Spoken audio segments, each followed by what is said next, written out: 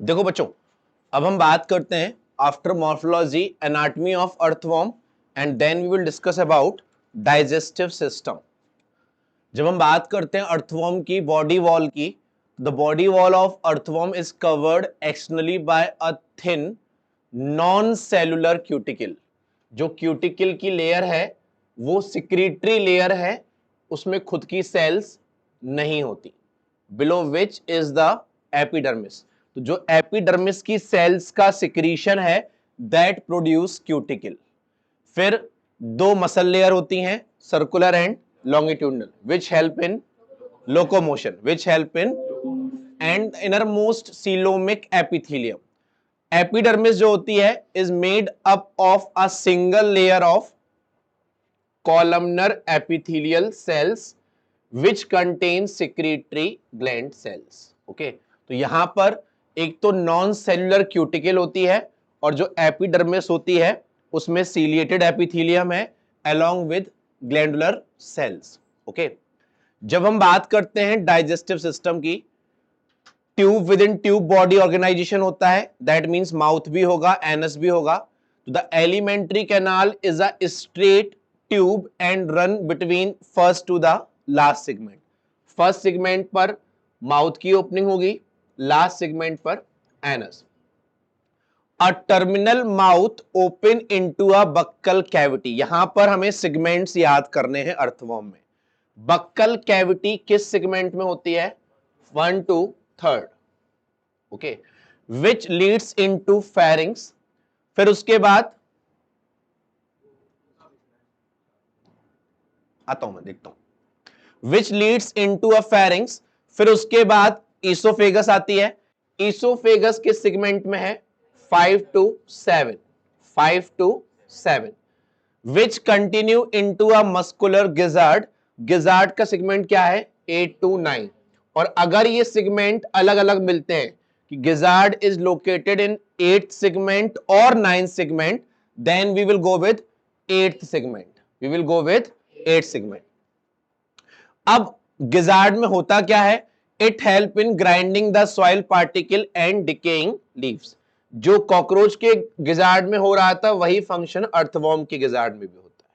ठीक है, the stomach extends from 9th segment to 14।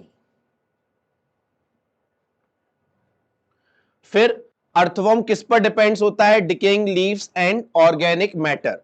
फिर जो स्टमक में कैल्सीफेरस ग्लैंड्स होती हैं वो सॉइल में या डिकेइंग लीव्स और ऑर्गेनिक मैटर में प्रेजेंट ह्यूमिक एसिड को न्यूट्रलाइज करती हैं।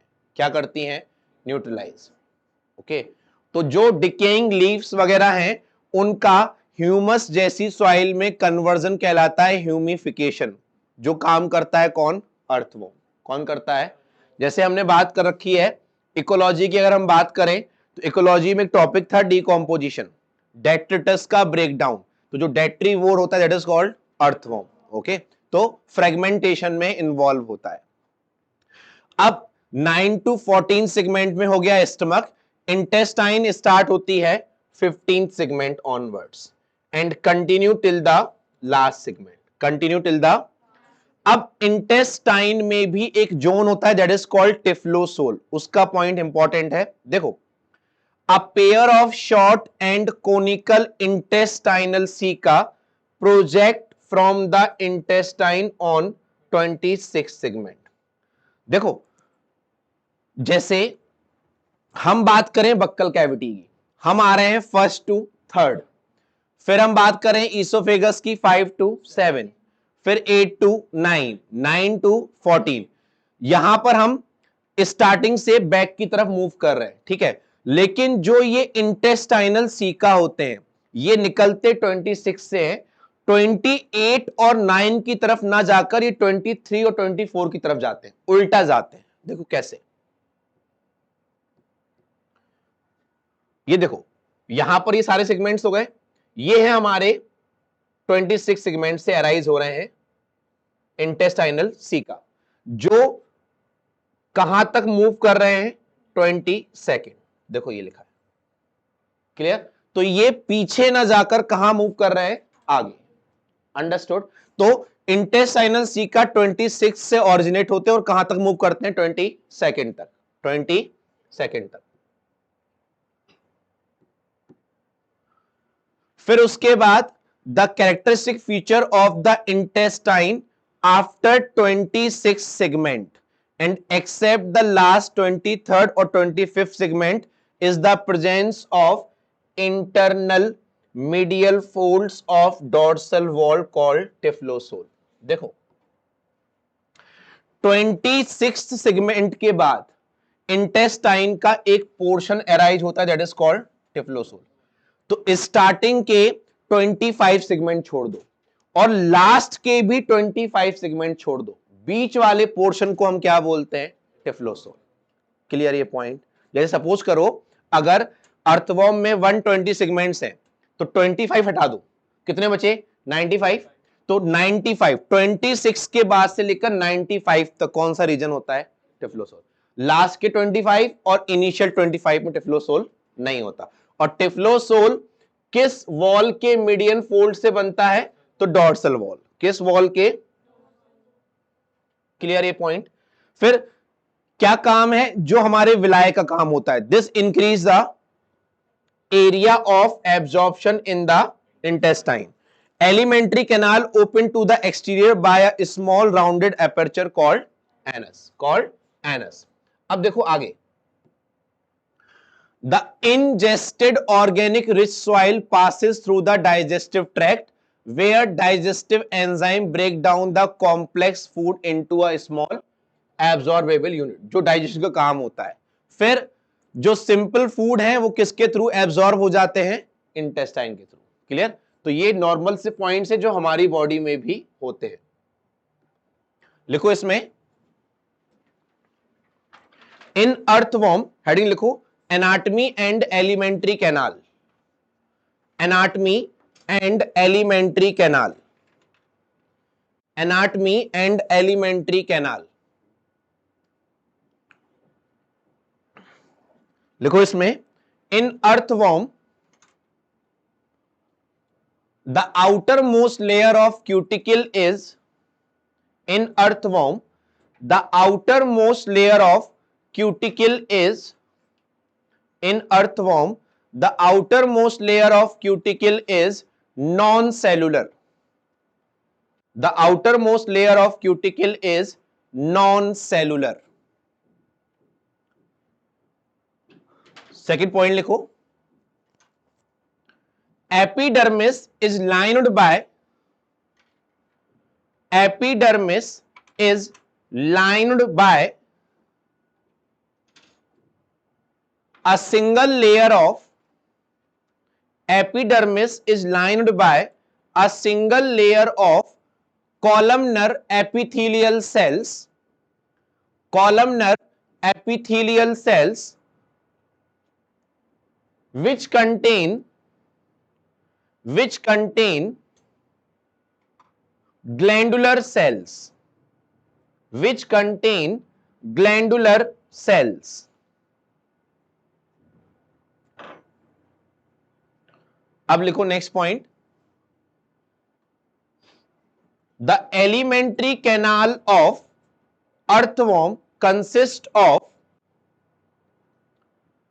The alimentary canal of earthworm consist of, next line से लिखो, the alimentary canal of earthworm consist of, next line से लिखो, माउथ, माउथ डैश लगा के लिखना, first segment, first segment.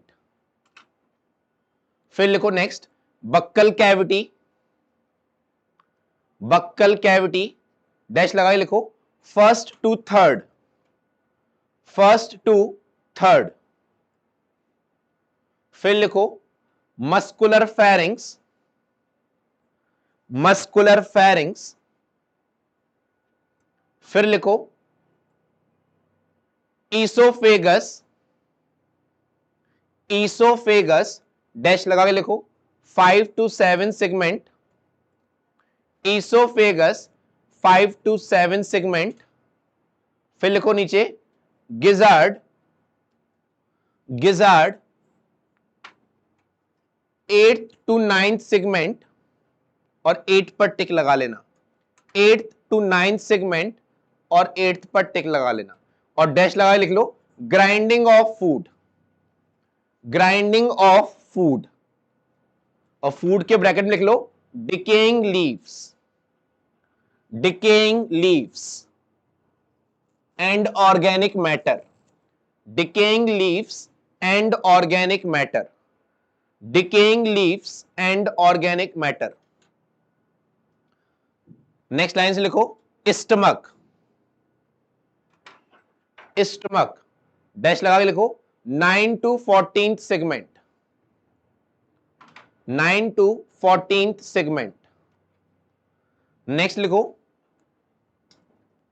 Intestine, intestine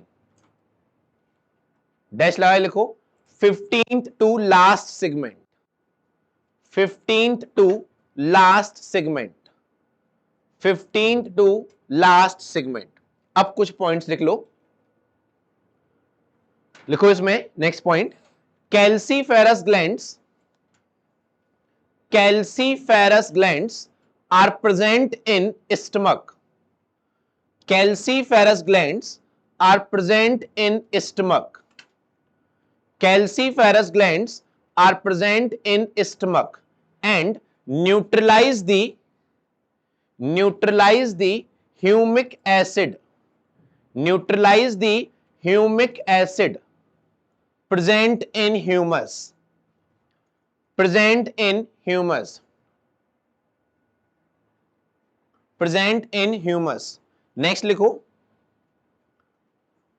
a pair of intestinal ceca, a pair of intestinal ceca, a pair of intestinal ceca arise from a pair of intestinal ceca arise from 26th segment and move forward to 22nd segment, उल्टा जाता है 22nd segment।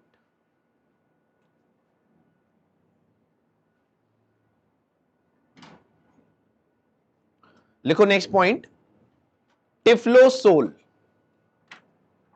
Typhlosole it represent median folds of dorsal wall, it represent median fold of dorsal wall, median folds of dorsal wall and present